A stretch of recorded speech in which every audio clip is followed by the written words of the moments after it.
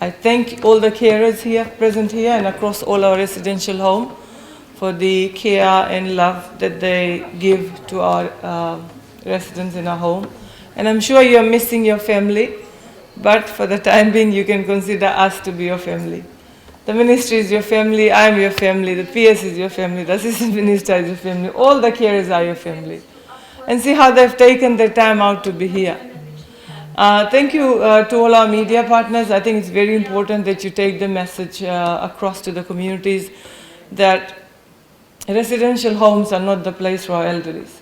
I think 5 years ago, 6 years ago, I said the same thing, and today, when I'm back in the ministry, I'm going to say the same thing. You do not abandon or desert your parents. And then when the same parents die, the same family comes and cries and tries to do everything. That's being a hypocrite. So if you have your parents that are alive, whether they're living on the streets or whether they're living in our homes, I suggest see this as a wake-up call. I'm sure all of you, we have about 78 male residents in all our 3 homes. And of course there are other homes that are looked after by NGOs and other charities. Please see this as a wake-up call. Look at how lovely these people are. I mean, these are the ones who have worked their entire lives trying to bring children up. So how can a child, be it a son or daughter, it doesn't matter, a child is a child. How can you simply abandon them when they are not able to walk properly? Or when they get weak? Do they fail to remain our parents? Anyways, it's a celebration day, so I don't want to dampen your spirits, but I must say thank you to all the residents here, because you give us hope too. Remember that. You give us hope too. You give us hope to spread across the country that every individual is important. The government has allocated a budget not only for the operations of the residential homes, but also to ensure that our senior citizens in their homes also are supported. You know, when you grow old, when you retire, income stops coming. But your needs continue to be there. So our social pension scheme, which includes elders over the age of 65, has a budget of about over 55 million, you know? And this is for our seniors out there who've never had a paid employment, who don't have any other form of social protection scheme.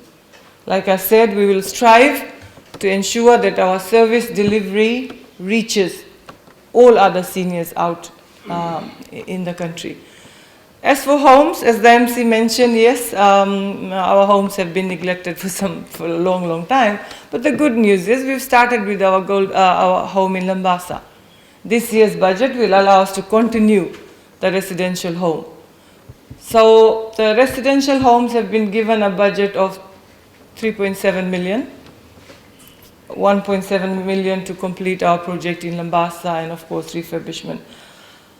I think my priority would be to look after this home as my first project, okay? To make sure that it is made more comfortable. It's the people who make the difference. It's your team that's going to make the difference. A kind word, a helping hand, a loving touch. Just sitting and talking to them, helping them move around is something that we'll strive to improve on. So, ladies and gentlemen, let me also acknowledge all the families out there who are celebrating their Father's Day. As I was driving by, I could see parents sitting with their children on the porch and veranda. Families have prepared nice lovo and food, but let it be known that Father's Day is not only today. It is every day. But to all those children out there who have your fathers with you, please respect them. Please give them the respect that a father deserves. He is the one who provides for you. He is the one who raises you up when his shoulders are strong. But when the same shoulder is weak, don't neglect them. Don't say bad words to them. Hold their hands when they are old as they held your hands when you were young. It's mostly fathers who teach you to walk, eh? Hold your hand. So Our fathers, well, fathers are there to guide people. Fathers are there to look after us, raise us up, build that family. The backbone of the family is your father, and he'll always be. Or any fatherly figure. It could be your uncle, it could be your grandfather. So the message is for us to respect and care for them as they cared for us when we were small. For those of us who've lost their fathers, who grew up without fathers, there's always a fatherly figure in our life. There's always going to be one person who will act as a father. My kids call me both. I'm their mom and dad both, because I raised them from very little. Nothing wrong with that. With fathers, you grow up stronger. Without fathers and having a fatherly figure in your life, you still grow up like that. So any person who depicts the fatherly role in your life, please give them all the respect. To the carers, I must say a big thank you, because when I joined in, I was told, or even before when I was acting minister for women 2-3 weeks ago, I was told that COVID has infected our home. And I couldn't sleep for nights. But when I rejoined, the first good news that the permanent secretary gave me was that all our residents are fully recovered. And guess what? I must thank you for that. It's a milestone achievement. If you look at overseas countries and look at the plight of residents, what COVID has done to residential homes, they have lost people. We did not lose any. And that's why they are still here with us. And that is a great achievement for which I must say thank you on behalf of the government.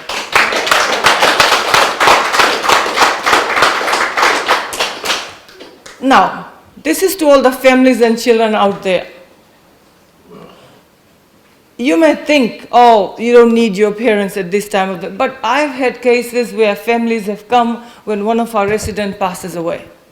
They come and they say, okay, we're going to do the funeral arrangement, we're going to take the body home and all that. We'll put it to rest. If the state can look after the elderlies who have been put on the streets, thrown out of their homes, the ministry will take responsibility to give them a dignified funeral. I must say that.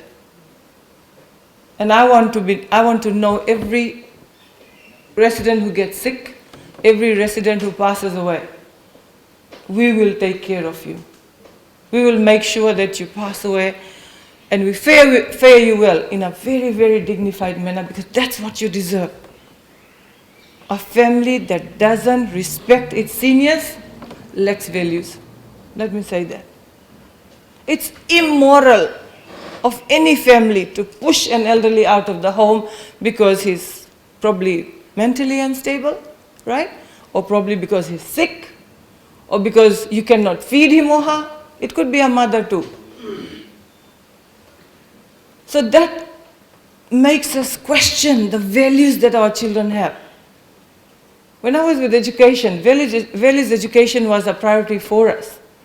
Because if you don't teach children that it is wrong to abandon your parents when they are old and sick, what are we teaching?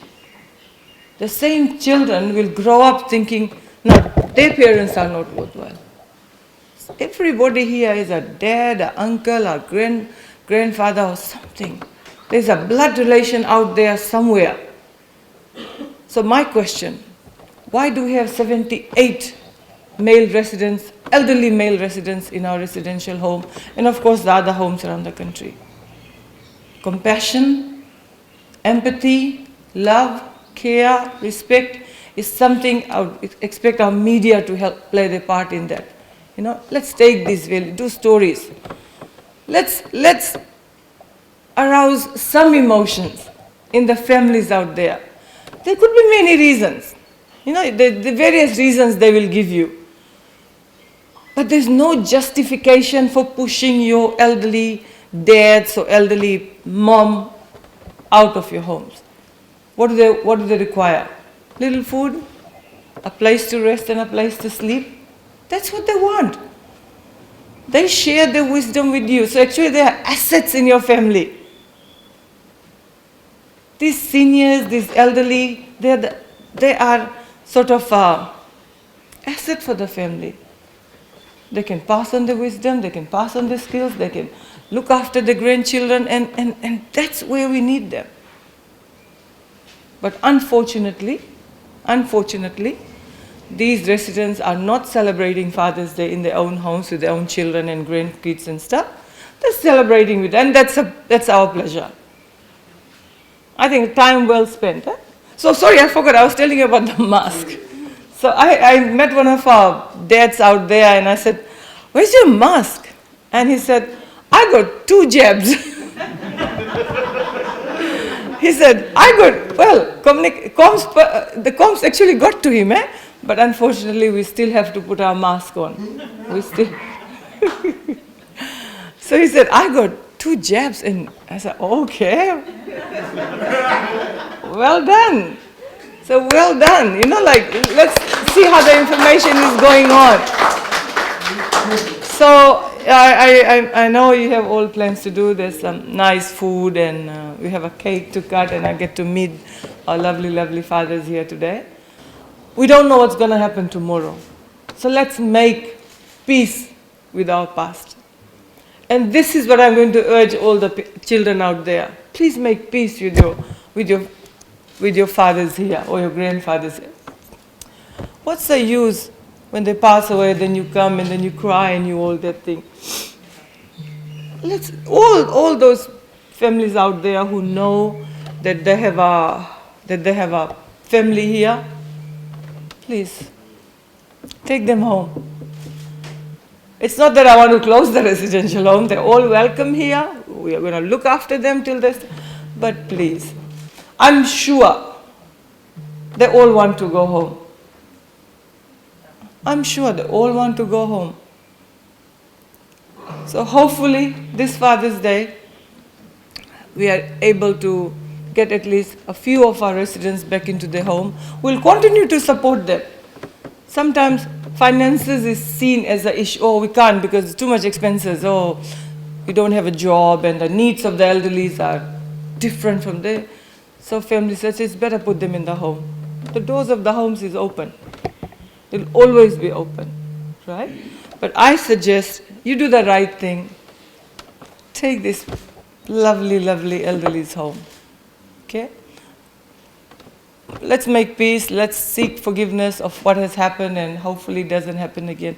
What we do now will set a good example to our community. Fiji is too small to have so many residential homes. We are too small to have so many residential homes. People living on the streets is increasing. Why? Right? So you can have my word that we will continue to look after, and the nation can also have our word that we will continue to look after our seniors and give you the best that you need at this age in time. Government has allocated funding for you, right? And we have good carers here. I must say I'm very much impressed from the way I left, but we will not condone any ill treatment of our seniors in our residential homes. Please, okay? That's very important. To all the team who works for the ministry, looking after the residential home, there is no room for ill treatment and neglect. You are appointed here, you are employed here to look after them. I know it's going to be difficult. It is difficult, but it is something that you have chosen. Have patience, lots of patience, right? Lots of patience, and I'm sure you will be abundantly blessed for the work that you do for our seniors. And I thank you on that note, and I'd like to wish you all, and all the fathers out there who are enjoying a beautiful Sunday with their families, a very, very happy Father's Day. Thank you.